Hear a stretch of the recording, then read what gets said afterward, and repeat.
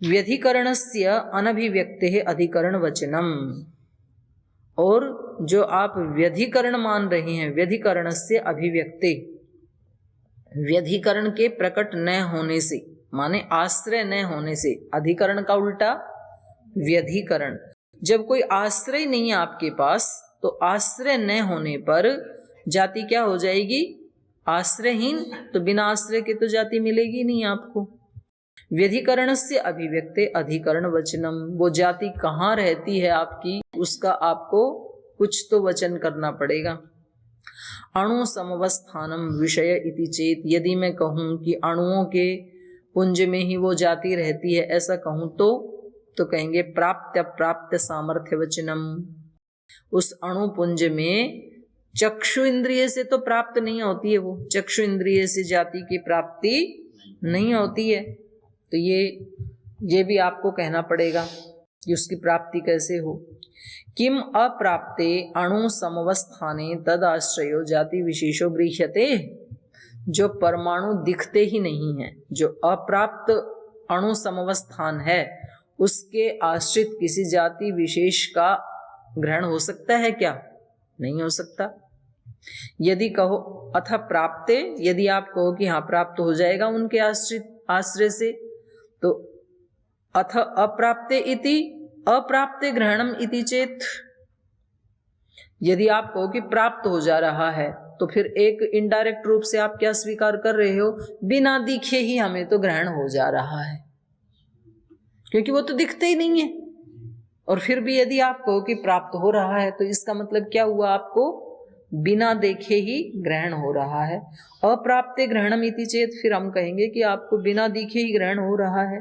तो व्यवहितस्य अणु समवस्थानस्य अपि उपलब्धि प्रसंग, तो फिर जो भी व्यवहित अणु संस्थान है उनकी भी आपको उपलब्धि हो जानी चाहिए, क्योंकि इसने आक्षेप क्या लगाया था बिल्कुल प्रारंभ में कि इस वृक्ष का तो हमें आगे आगे का पार्ट ही दिख रहा है, बीच का तो दिख ही नहीं रहा, पीछे का भी नहीं दिख रहा, परमाणुओं का व्यवधान होने से, तो इसको वृक्ष कैसे माने?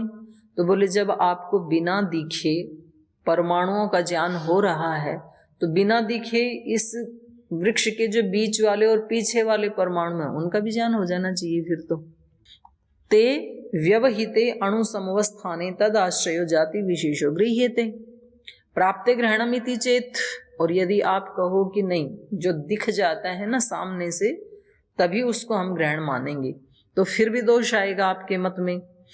मध्य पर भागयो अप्राप्तवान अनभिव्यक्ति, यदि आप आंखों से दिखने वाले को ही मान रहे हो, तो जो अब आपकी भाषा में हम आपके ऊपर आक्षेप लगा रहे हैं, सामने सामने वाले परमाणु तो दिख रहे हैं, लेकिन बीच वाले और पीछे वाले तो नहीं दिख रहे हैं, क्योंकि अवयवी को तो आप मान नहीं रहे हैं, केवल परमाणु को मान रहे हैं, तो परमाणु तो केवल सामने के दिख रहे हैं। तो आपके मत में प्राप्ति नहीं हो पाएगी, पूरे वृक्ष की उपलब्धि नहीं हो पाएगी। मध्य भाग वाले और जो पीछे वाले परभाग, मध्य परभागयो हो अप्राप्तौ, मध्य और परभाग की अप्राप्ति होने से अनभिव्यक्ति, वृक्ष की अभिव्यक्ति नहीं हो पाएगी।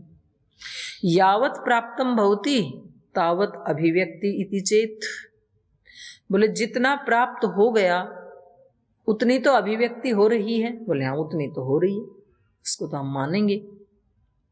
तो उसमें क्या दोष आएगा फिर?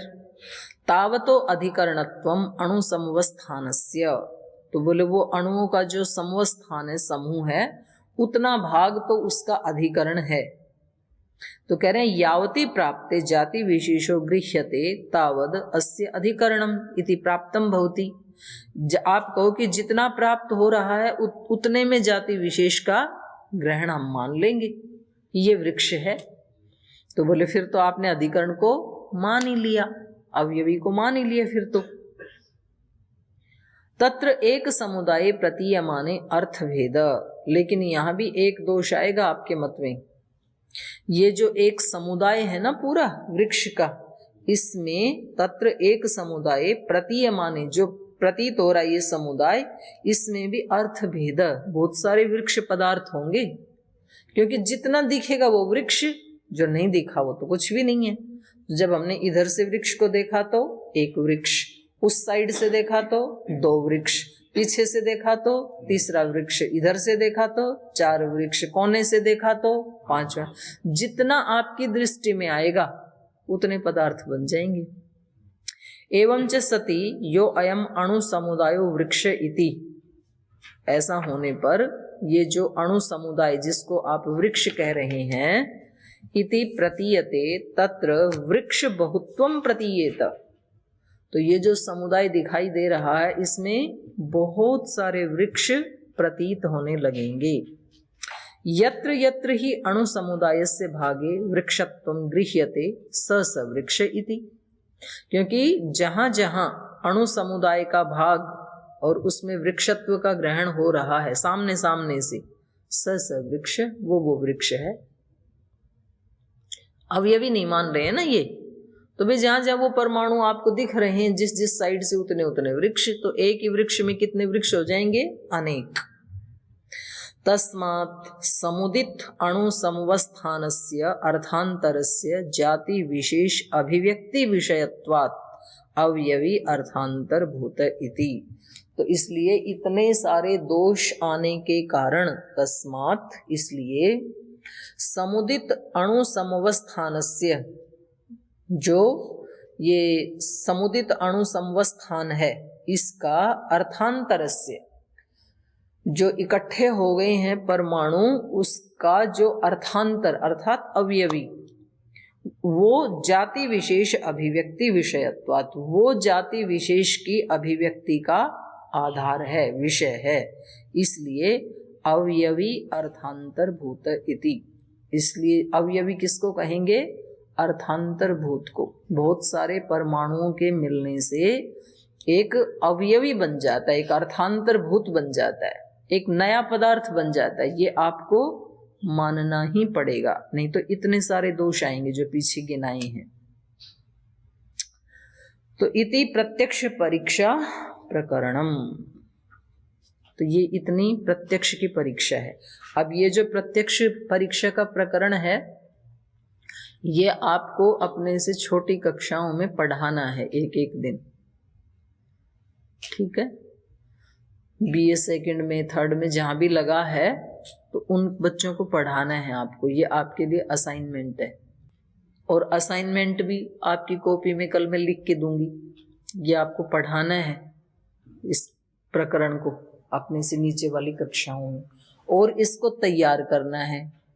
जहां जैसे यहाँ दो पक्ष रहे ना, पूर्व पक्षी और उत्तर पक्षी, तो आपकी क्लास में से दो समूह बन जाएंगे, एक पूर्व पक्ष एक उत्तर पक्ष। तो आप इसको तैयार कर लीजिए, मैंने पुस्तक में पढ़ाया है, आप मेरे को संवाद करके इसको सारे प्रकरण को सुनाएंगे, ठीक? आप ले लो 8 दिन का टाइम ले लो। आज कितनी तारीख है? 20 को सुना देना, ठीक? तो प्रत्यक्ष के बाद अब परीक्षा करेंगे अनुमान प्रमाण की। तो चलिए, परीक्षितम प्रत्यक्षम, प्रत्यक्ष की परीक्षा हो गई है। अनुमानम इदानीम परीक्षते, अब अनुमान प्रमाण की परीक्षा करते हैं। तो सूत्र बोलिए, रोधोपघात सादृशेभ्यो व्यभिचाराद अनुमानम अप्रमाणम। रोध उपघात सादृशेभ्यो व्यभिचारात, पीछे जो इन्होंने अनुमान प्रमाण बताया था ना, तो उसमें लक्षण बताए थे कि भाई नदी में अगर बहुत सारा पानी भरा हुआ है तो अनुमान प्रमाण से क्या पता लगेगा? ऊपर पहाड़ों पे कहीं बारिश हुई है, वर्षा हुई है। उपघात, अगर चींटियां अपने मुख में अंडे को लेके चलती हैं तो इसका मतलब बारिश होगी, ये अनुमान प्रमाण से जाना जाता है। और मयूर बोलता है तो वो एक खास प्रकार की आवाज में जब बोलता तो रोज ही है, पर वो जो खास तरह की आवाज है उसको ये सर्प आदि जो प्राणी हैं वो सेंस कर लेते हैं, उनको पता लग जाता है अब बारिश होगी, तो वो बिल से निकल के कहीं इधर उधर चले जाते हैं। तो इनका कहना है कि ये तीनों ही चीजें जो हैं वो व्यभिचार को प्राप्त होती हैं। जो आपने 3 लक्षण बताए थे उन तीनों में व्यभिचार देखा जाता है। रोध उपघात सादृशेभ्यो व्यभिचारात् अनुमानम अप्रमाणम। अनुमान जिसको आप कह रहे थे वो अप्रमाण, वो प्रमाण नहीं हो सकता है। क्यों नहीं हो सकता है? अप्रमाणम इति अनुमानम, ये अनुमान अप्रमाण है। तो मैं भाष्य पढ़ लेती हूँ, उसी से आपको सूत्र अर्थ समझ आ जाएगा।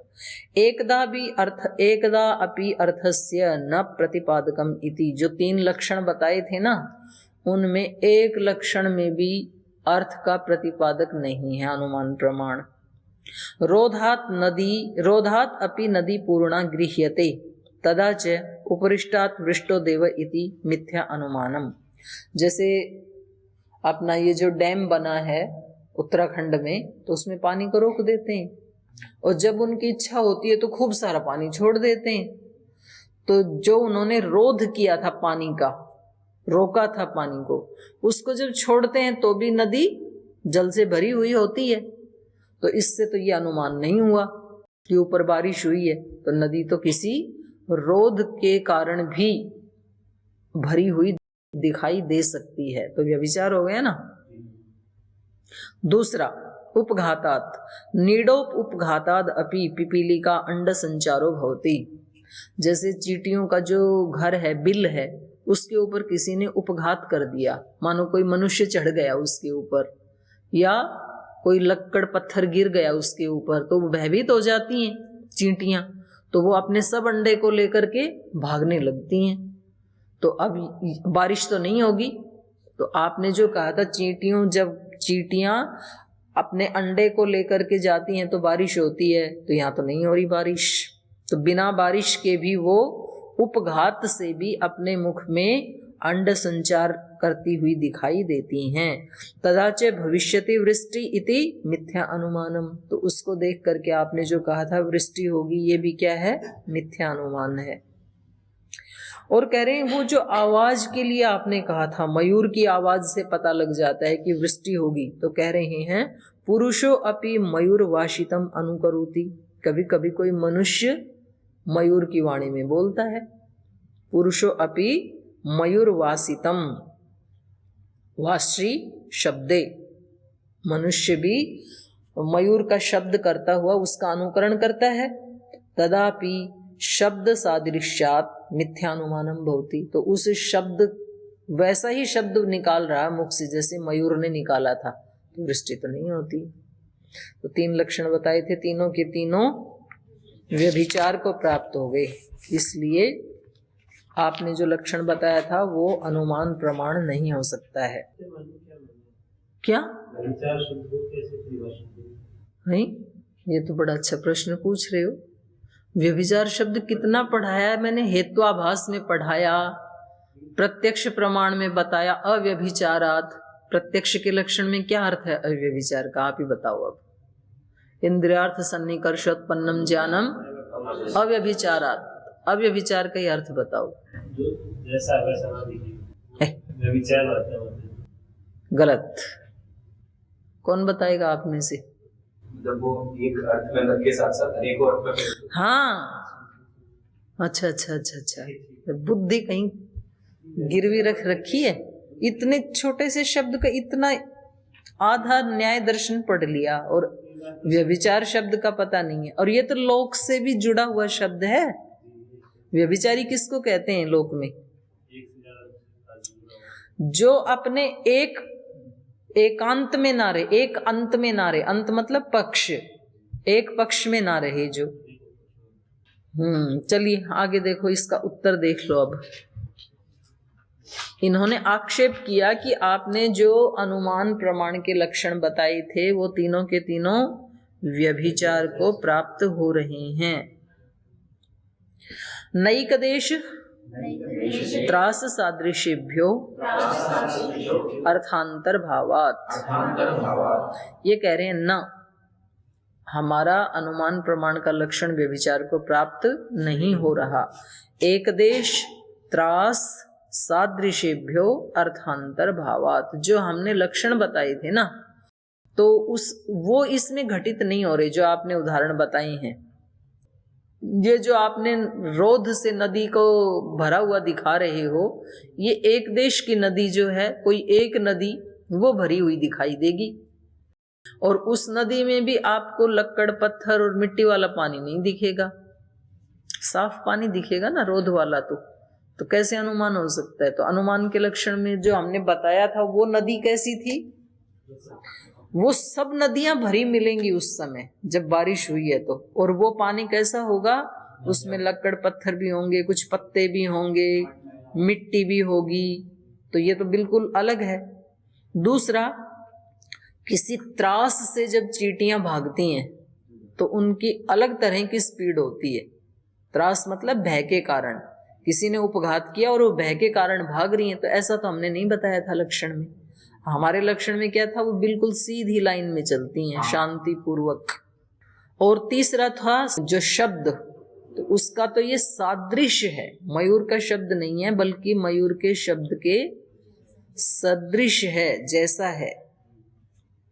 न अयम अनुमान व्यभिचार, ये अनुमान प्रमाण का व्यभिचार नहीं है। अनुमाने तु खलु अयम अनुमानाभिमानः, ये बल्कि अननुमाने, जो अनुमान है ही नहीं, रोध उपघात आदि, इसको हमने अनुमान का लक्षण बताया ही नहीं था। तो आप क्या कर रहे हो? अननुमाने तु, अन अनुमान में, अर्थात जो अनुमान नहीं है उसमें, खलु अयम अनुमानाभिमाना, उसमें अनुमान का आप भान कर रहे हो। अभिमान का मतलब भान करना, उसमें आरोपित करना। जो अनुमान नहीं है, अननुमान है, उसमें आप उस लक्षण को आरोपित कर रहे हैं। कथम? न विशिष्टो लिंगम भवितुम अर्हति, जो अविशिष्ट है वो लिंग नहीं हो सकता है।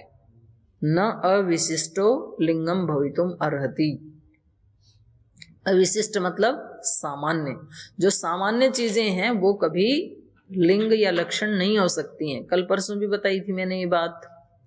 जब हम किसी व्यक्ति के बारे में बताते हैं कि भाई आपको एयरपोर्ट पे फला व्यक्ति मिलेगा, तो हम उसका कोई विशेष लक्षण बताते हैं। ये नहीं बताते हैं कि उसकी 2 आंखें होंगी, उसके 2 हाथ होंगे, उसके 2 पैर भी होंगे। ये तो सामान्य है। तो सामान्य कभी भी लक्षण नहीं होता है, लिंग नहीं होता है। न अविशिष्टो लिंगम भवितुम अर्हति, जो सामान्य होता है वो कभी लिंग नहीं हो सकता है, लक्षण नहीं हो सकता है। पूर्वोदक विशिष्टम खलु वृक्षोदकम शीघ्रतरत्वम स्रोतसो बहुतर फेन फल पर्ण काष्ठादि वहनम चोपलभमान पूर्णत्वेन नद्या उपरि वृष्टो देव इति अनुमिनोति नोदक वृद्धि मात्रेण। पूर्व उदक विशिष्टम बोले, देखो पहले जो हमने जो जल बताया था ना, वो क्या था? उदक विशिष्टम, वो विशिष्ट प्रकार का जल था। पूर्व उदक विशिष्टम खलु वर्षोदकम, जो वर्षा का उदक है, वर्षा का जो जल है वो कैसा होता है? शीघ्रतरत्वम, बहुत स्पीड से चलता है वो नदी में। जो आपने बांध में से पानी छोड़ा है ना, उसकी स्पीड अलग होती है, और जो बारिश का जल है उसकी स्पीड अलग होती है, वो ज्यादा तीव्र आता है। शीघ्रतरत्वम। स्रोतसो बहुतर, और जब वो अपने स्रोत से आता है तो उसमें बहुत सारे फेन फल पर्ण काष्ठादि वहनम च उपलभमान, बहुत सारे उसमें कुछ झाग झाग से होते हैं, कुछ फल टूटे हुए गिरेंगे, कुछ पर्ण पत्ते आदि, कुछ काष्ठादि वहनम, वो सब वहन करते हुए आता है वो पानी, वो नदी। तो इन सब को उपलभमान, प्राप्त होता हुआ वो जल, पूर्णत्वेन नद्या, नदी को बिल्कुल भर देता है ऊपर तक। पूर्णत्वेन नद्या उपरि वृष्टो देव इति अनुमिनोति। तो इस प्रकार के विशिष्ट जल को जब हम देखते हैं तब अनुमान होता है कि उपरि वृष्टो देव, ऊपर पर्वतों पर बारिश हुई है। इति अनुमिनोति, ये है अनुमान प्रमाण। न उदक वृद्धि मात्रेण, एक दिन किसी नदी में जल बढ़ गया, इतने मात्र से अनुमान नहीं होता है, ये तो सामान्य लक्षण है। तो सामान्य कभी भी लिंग नहीं हो सकता है। दूसरा, पिपीली का प्रायः अंड संचारे भविष्यति वृष्टि इति अनुमिनोति न कासांचिद इति। पिपीली का जो है प्रायस्य, प्रायस्य मतलब पंक्ति के, प्राय माने पंक्ति, चींटियों के पंक्ति का जो अंड संचार है, जब वो एक लाइन में चलती हैं तब भविष्यति वृष्टि, तब ऐसा अनुमान होता है कि बारिश होगी। इति अनुमीयते, तब ऐसे अनुमान प्रमाण से जाना जाता है। न कासांचित इति, कोई इधर भाग रही है कोई इधर भाग रही है किधर भी भाग रही है, तब अनुमान प्रमाण नहीं होता है, क्योंकि ये तो त्रास के कारण भाग रहे हैं। न इदम मयूरवाशितम तत्सदृशो अयम शब्द इति, और जिसकी आप बात कर रहे हो कि कोई मनुष्य बोलता है, तो ये मयूर का शब्द नहीं है। न इदम मयूरवासितम, मयूर का शब्द नहीं है ये, बल्कि क्या है, तत्सदृशो अयम शब्द, मयूर के शब्द के समान शब्द है ये, मयूर का शब्द नहीं है। लेकिन विशेषा परिज्ञानान मिथ्या अनुमानम, तो विशेष का परिज्ञान न होने के कारण, माने विशेष लक्षण का आपको ज्ञान न होने के कारण आप क्या कह रहे हैं, मिथ्या अनुमानम, अनुमान प्रमाण को मिथ्या बता रहे हैं। यस्तु विशिष्ट शब्दात विशिष्ट मयूरवाशितम गृह्णाति, जो सर्पादि जो प्राणी हैं, जो विशिष्ट शब्दात, मयूर के विशिष्ट शब्द से, मयूर के भी सारे शब्द बारिश वाले नहीं होते, उसका कोई विशिष्ट शब्द होता है। यह तो जो प्राणी मयूर, ये सर्पादि विशिष्टात शब्दात विशिष्ट मयूरवासितम गृह्णाति, विशिष्ट शब्द से किसी विशिष्ट मोर के शब्द को ग्रहण करता है। तस्य विशिष्टार्थः, तो उसके विशिष्ट अर्थ को गृह्यमाणे ग्रहण करता हुआ लिंगम, वो शब्द अनुमान का लिंग बनता है। यथा सर्पादि नाम, जैसे कि सांप आदि को उसका ज्ञान होता है, तो इसलिए वो निकल जाते हैं उससे, बिल से भी अभी बारिश आएगी। सो अयम अनुमातु अपराधो न अनुमानस्य, तो ये जो आपने 3 उदाहरण देके अनुमान का खंडन करना चाहा है, इसमें अनुमातुहु अपराधो, अनुमान करने वाले का अपराध है। जो इन लक्षणों को देख के अनुमान कर रहा है उसका अपराध है ये, न अनुमानस्य, अनुमान प्रमाण का अपराध नहीं है, ये जानने वाले की मूर्खता है। यो अर्थ विशेषेण अनुमेयम अर्थम अविशिष्टार्थः दर्शनेन बुभुत्सत इति, जो व्यक्ति अर्थ विशेषेण, अर्थ विशेष के द्वारा, माने लिंग विशेष के द्वारा, अनुमेयम अर्थम अविशिष्टार्थ, जो अविशिष्ट अर्थ को अनुमेय मान करके, दर्शनेन बुभुत्सते, इनके लिंग को, अविशिष्ट लिंग को माने सामान्य लिंग को दर्शनेन देख करके, उस दर्शन से बुभुत्सते, जानने की इच्छा करता है कि वृष्टि होगी कि नहीं होगी। तो ये तो इस व्यक्ति का दोष है, अनुमान का दोष थोड़ी है, अनुमान तो प्रामाणिक ही है। अब ये अनुमान में एक अगला दोष दिखा रहे हैं, इस दोष का तो परिहार कर दिया भाष्यकार ने, अगला दोष दिखा रहे हैं। त्रिकाल विषयम अनुमानम त्रैकाल्य ग्रहणात् इति अयुक्तम, त्रिकाल विषयम अनुमानम, आपने पीछे कहा था कि अनुमान कैसा है, त्रिकाल विषय वाला, त्रैकाल्य ग्रहणात्, क्योंकि तीनों कालों में उसका ग्रहण होता है, इति अयुक्तम, ये गलत बात है। पीछे कहा था ना, ये भाष्यकार ने कहा था प्रथम अध्याय में, याद है कुछ? क्या बोल, अनुमान का लक्षण निकालो, 37 पृष्ठ के ऊपर, पेज 37, भाष्य 37 पेज के ऊपर वाली लाइन है, सद विषयम च प्रत्यक्षम सद अशद विषयम च अनुमानम, मिल गया। सद विषयम च प्रत्यक्षम, प्रत्यक्ष होता है सत विषय वाला, सत विषय मतलब वर्तमान विषय वाला होता है। सत असत विषयम च अनुमानम, और अनुमान होता है वर्तमान विषय वाला भी, और असत का मतलब है भूतकाल और भविष्यत काल वाला भी। ये अंतर दिखाया था यहाँ पर। आगे कहा है त्रैकाल्य ग्रहणात्, त्रिकाल युक्ता अर्था अनुमानेन गृह्यन्ते, त्रिकाल से युक्त जो पदार्थ हैं उनका ग्रहण किससे होता है, अनुमान प्रमाण से होता है। कोई चीज, कोई राजा हुआ था या है या होगा, ये ज्ञान हमें किससे होता है, अनुमान प्रमाण से। ठीक है, तो अब यहाँ आ जाओ जहाँ पढ़ रहे थे, बस इतनी पंक्ति याद रखा करो, चीजों को भूल जाते हो। अब ये कह रहे हैं त्रिकाल विषयम अनुमानम त्रैकाल्य ग्रहणात् इति अयुक्तम। जो आपने कहा था कि 3 काल से जो विषय जुड़ा हुआ है वो अनुमान प्रमाण के तहत आता है। त्रैकाल्य ग्रहणात्, तीनों काल का ग्रहण होने से अनुमान प्रमाण में, इति अयुक्तम, यह आपका कथन अयुक्त था। क्योंकि अत्र च हम देखते हैं, सूत्र बोलिए, वर्तमाना भावः पतित पतितव्य कालोपपत्तेः। वर्तमान का तो अभाव है अनुमान में, वर्तमान अभाव, वर्तमान का अभाव होने से।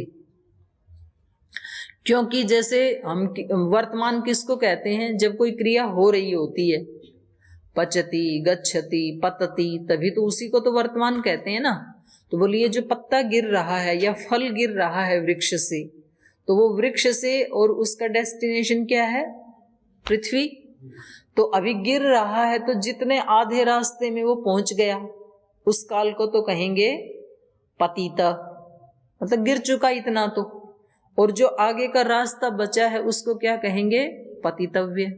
तो 2 का ही ग्रहण होता है। पतित मतलब भूतकाल, इतना गिर चुका है तो ये तो भूतकाल हो गया।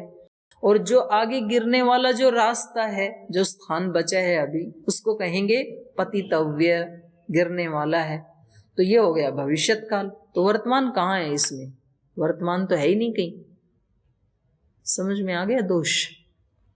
वर्तमाना भाव, वर्तमान का अभाव है। पततः, गिरते हुए इस पत्ते में या फल में, पतित पतितव्य, पतित माने भूतकाल का, और पतितव्य मतलब भविष्यत काल की ही उपपत्ति होने से। वर्तमान की तो उपपत्ति नहीं होती है, केवल 2 की ही उपपत्ति होती है। तो इसलिए त्रिकाल का संयोग न होने से ये लक्षण इसमें घटित नहीं होता है। तो अब समय हो गया, अभी कल ही पढ़ाऊंगी फिर।